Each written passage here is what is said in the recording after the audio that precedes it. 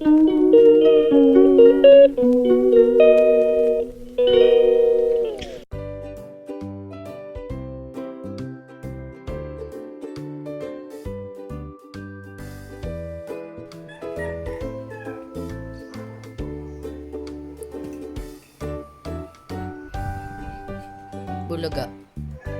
Ay, hindi na good.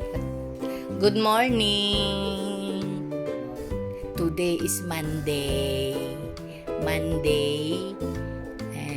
Ano ba yun? 20, ano ba yun? Ewan ko kung anong petsa ngayon. Hindi ko alam. Basta alam ko Monday ngayon. 24. Ayun, 24. Magdidilig lang ako.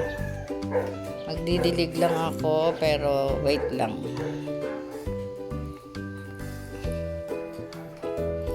Magdidilig ako ng halaman sa harapan dahil kahapon hindi ko nadiligan. So, lantang katuray na naman. Ayan, naglalaga ako ng itlog.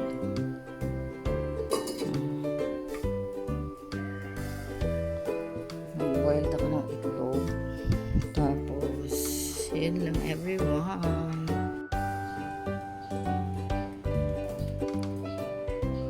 Ayun, si mother magto-toilet na yun. Si Sister Claudette. Ayun,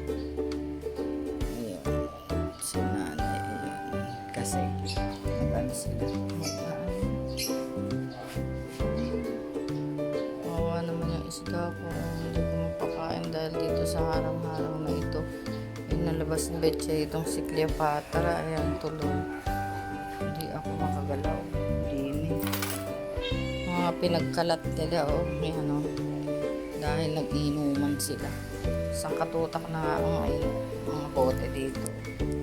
Ano ba yan? Bye bye for now. At kawawa naman ang aking mga halaman. Dilig. Yun lang everyone. Good morning dito sa aming munting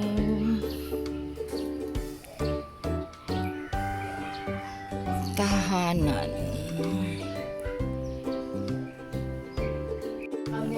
Oo, yan yung hiningi ko kay Hermana. Sabi ko, pambili ng gayan kasi wala na ako. Parang spare na rin ba? Di ba? Ayan, good morning everyone. It's breakfast time. Si nanay, tinamad maglakad kasi pagod daw siya. Napagod siya sa kanyang higaan. Ayun. At nandito pa rin ang aming Sister Claudette, my prayer warrior. Ayan. At kami, ang aming kasamang isa ay wala, tulog nandun sa taas. Na naman, style lalaki na naman siya. Di ba? Yan lang everyone. Panalo ako. Nakapagwalis na ako sa harapan.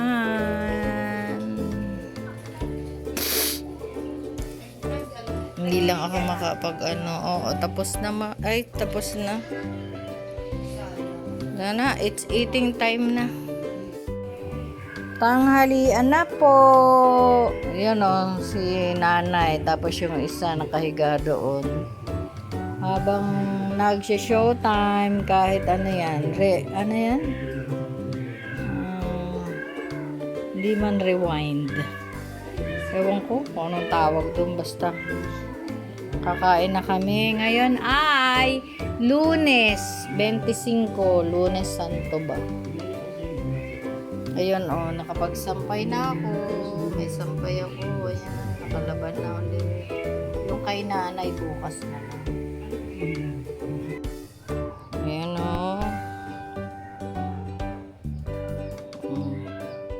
Akala ko, itapong ko na. Uy, may buwan. Maliwanag na buwan. Magdilig tayo, magdilig. Nakikiusap ako.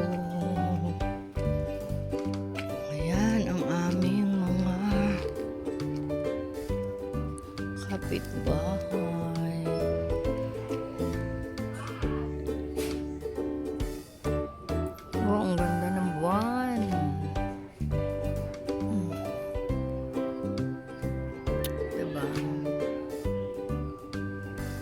Good evening everyone. Nagaling ako sa bayan. Nakabayad ako ng internet.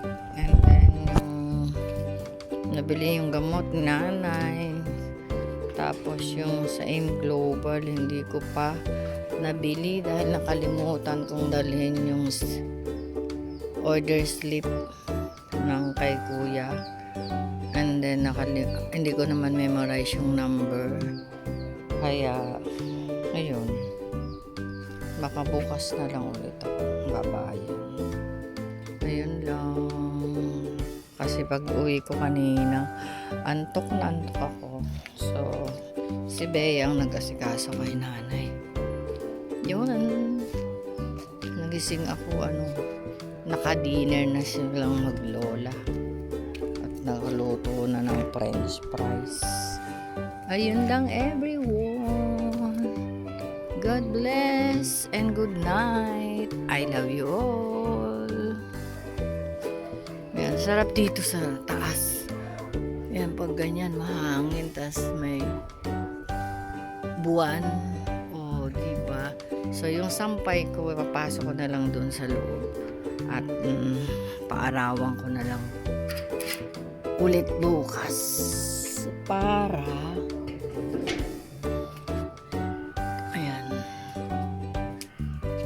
medyo uminit. Although mainit naman habang bukas ay naglalaba ako ng kanya. Yung kay nanay na labahin. Ayun! Nung iba dito kasi nampay. Pero kailangan kong bumaba ulit at umihi. Yun lang. Bye at the moment.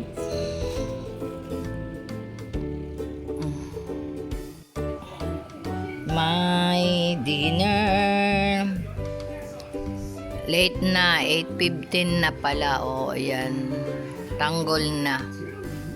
Si Inang tanggol. Tapos na ang tanggol? Weh, ano yung pinapanood mo? Oh, hindi pa tapos. Ano ba itong yan, sinanay ganyan ng my God may galiwawa. Super init ngayon ulit dito sa Pilipinas. Gabi. Yun lang everyone.